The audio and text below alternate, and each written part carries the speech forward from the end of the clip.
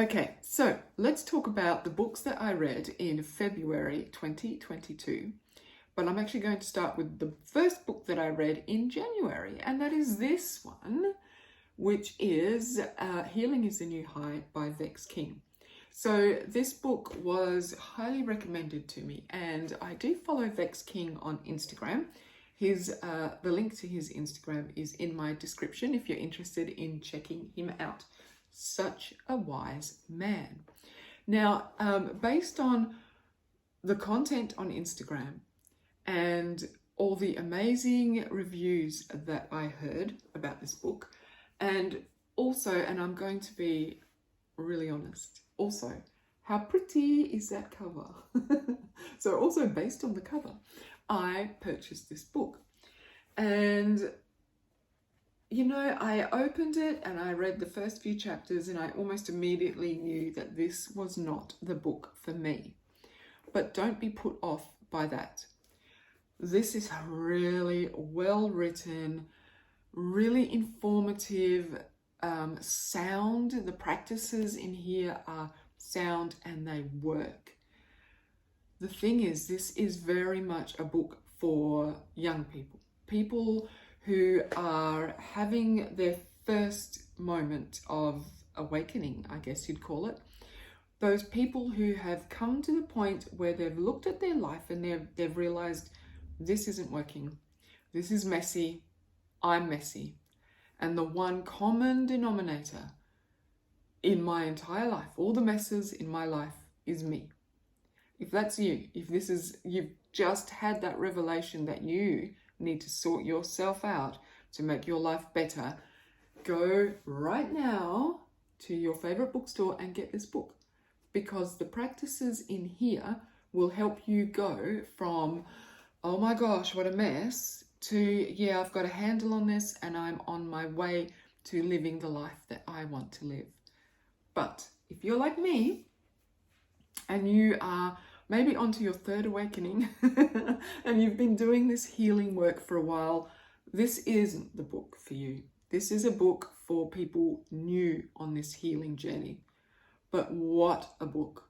I highly recommend this one for anybody who is young, really. Vex is a young man, and a lot of the stories that he gives are the stories of experience from someone in their 20s and 30s. So if that's you, yes, 5 out of 5 for this amazing book.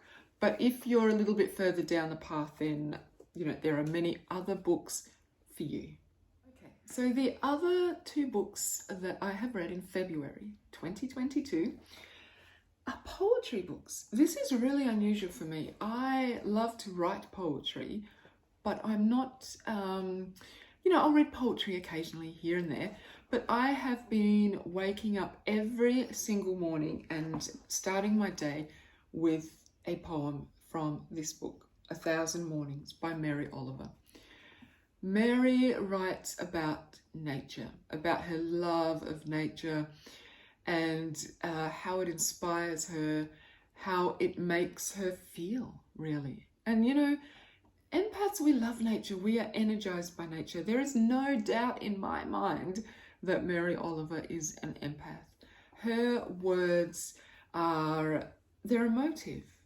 You read them and you feel the nature. You feel what she is feeling while she's writing her words. It is an absolute treat. I highly recommend any poetry by Mary Oliver. This one is my favorite because it is dedicated, well, at the moment it's my favorite because it is dedicated to mornings, to poetry that she has written in the mornings when, you know, your mind is fresh.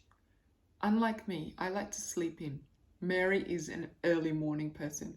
So I guess I'm living the early morning by proxy. I give this a 5 out of 5. I am definitely a Mary Oliver fan.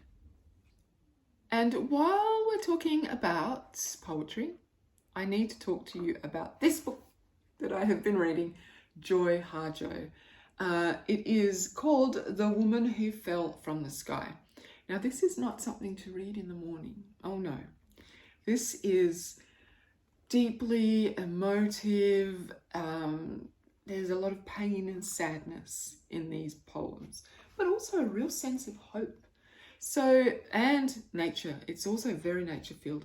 So Joy Hajo is a Native American Indian. She's actually the American Poet Laureate. She was the American Poet Laureate, the first Native American poet to be chosen as an American Poet Laureate. She speaks of,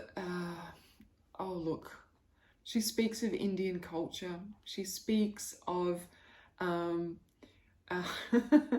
of Indigenous life as opposed to the modern Western life that we live now, and it's harrowing. It's harrowing. But look, the thing about the beauty about this poetry book and Joy Hajo's poems is that the imagery is very steeped in Native American culture. So there's a lot of imagery that I don't understand, but her words are so emotive. There is so much passion and emotion and heartfelt truth in her poetry that I feel what she's talking about. It's miraculous. Her prose, the way she structures her poetry, the words that she uses, and the feeling that is in it. I am reading the words and understanding what she's saying, even though I'm not really getting the imagery that she's using. It's quite miraculous. So if you're in the mood to just feel something, you know, what I'm trying to say is that I'm not understanding it logically in my mind, but I am understanding it in my heart. And if that is the sort of poetry that you love, then I cannot recommend Joy Hajo for you anymore. It is an astounding piece of work. I've actually finished this one and I've started on another one, but it's not for the morning. It's for a time when you can handle the deep emotion of it, because it will make you feel. I have been moved to tears by a few of her poems in this book. So, a little bit of a different book review for you. Poetry, but you know, words, art, things that make you feel. I love it. I hope you've enjoyed it. Speak with you again soon. Namaste.